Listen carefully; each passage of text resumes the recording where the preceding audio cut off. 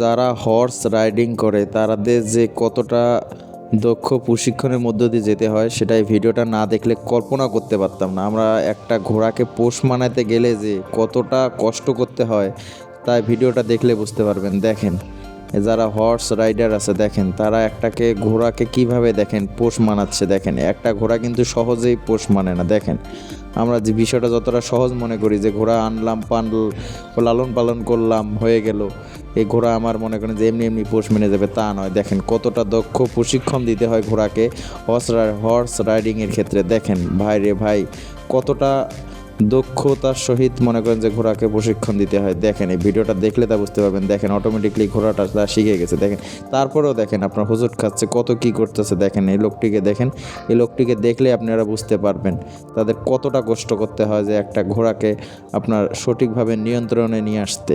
দেখেন ভাই।